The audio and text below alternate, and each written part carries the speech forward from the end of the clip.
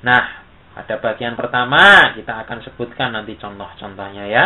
Khobar yang berupa jumlah. Kita bahas dulu yang berupa jumlah. Nanti insya Allah akan kita bahas pula yang syibhul jumlah. Nah, khobar yang berupa jumlah ini terdiri dari dua macam. Ada jumlah ismiyah, ada jumlah fi'liyah. Maka di sini kita perhatikan khobar yang berbentuk jumlah ismiyah. Jumlah ismiyah, sebagaimana telah kita ketahui bersama, jumlah yang diawali dengan isim. Maka contohnya misalnya, al-waladu kitabuhu jadidun. Anak laki-laki itu bukunya baru. Maka khobarnya mana? Khobarnya di sini. Kitabuhu jadidun. Berupa jumlah. Kitabuhu jadidun. Dia adalah berupa jumlah. Dan dia kita katakan sebagai khobar dari al-waladu. Karena dia penyempurna makna al-waladu. Baik, dia adalah jumlah ismiyah. Kenapa? Diawali dengan isim. Mana isimnya? Kok kita tahu isim? Kitab. Kitab kan isim. Baik, contoh yang lain misalnya. Al-waladu abuhu hadirun. Nah, di sini khabarnya berupa jumlah ismiyah.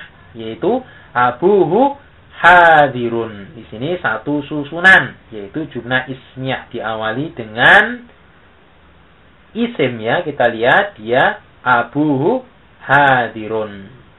Baik. Abuhu kan isim. Sehingga jumlah ismiyah. Kemudian contoh yang lain. Al-madrasatu mudarrisuha hadara.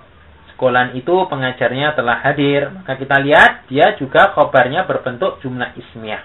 Khobarnya yaitu mudarrisuha hadara.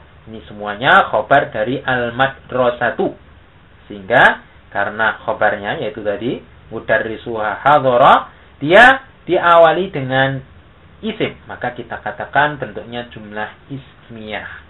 Baik, kemudian kita lanjutkan dengan khobar yang dia bentuknya jumlah fi'liyah.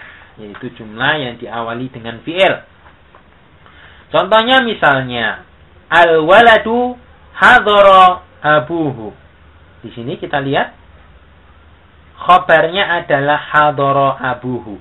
Kita lihat hadara abuhu, dia adalah penyempurna makna dari al-walad. Sehingga hadara abuhu dia sebagai khobar. Dan khobarnya berbentuk jumlah fi'liyah.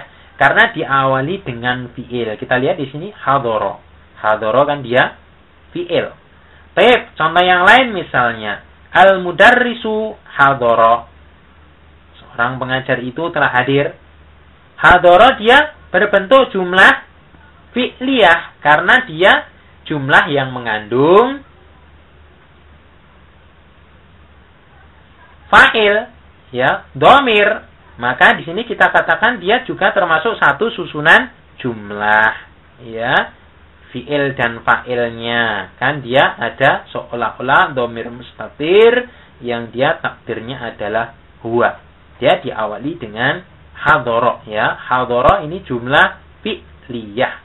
Maka al-mudarrisu hadara dia adalah berbentuk susunan mubtada dan khabar yang khabarnya berbentuk jumlah fi'liyah. Baik, contoh yang lain. Al-mudarrisuna hadaru. Kita lihat, khabarnya adalah berbentuk jumlah fi'liyah. Hadaru. Akan tetapi kita ingat bahwasanya susunan mubtada dan khabar dia mengikuti dalam sisi bilangannya. Maka tatkala al-mudarrisuna dia sebagai mubtada'nya berbentuk jamak, maka hadaru dia juga bentuknya jamak. Maka perlu untuk diperhatikan. Berbeda dengan susunan fi'il dan fa'il atau fi'il dan naibul fa'il, kita membahas di sini susunan mubtada' dan khabar. Yang mana khabar harus selalu mengikuti dalam sisi bilangannya. Baik.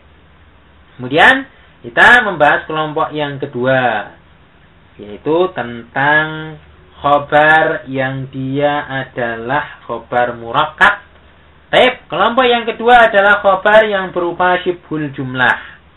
Syibhul jumlah terdiri dari dua kelompok, yaitu jar dan majrur serta dhorof dan mudhof ilaih. Contoh misalnya yang jar majrur. Di sini kita sebutkan Muhammadun fil baiti. Maka satu susunan jar dan majrur mana? Fil baiti.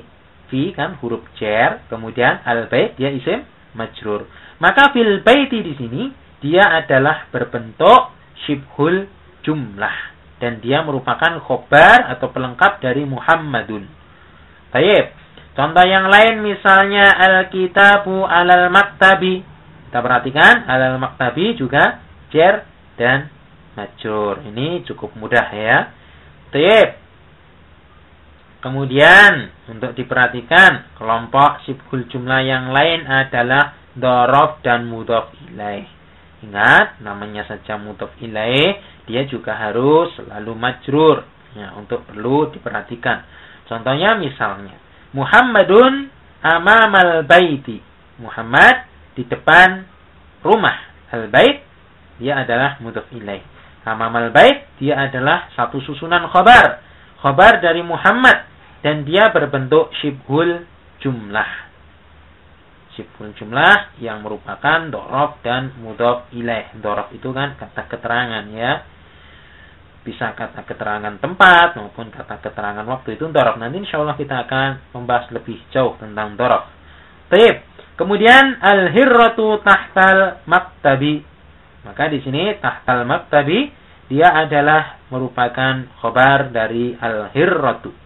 Oleh karena itu tahtal maktabi dia sebagai penyempurna dari al-hirratu dan dia bentuknya adalah syibhul jumlah.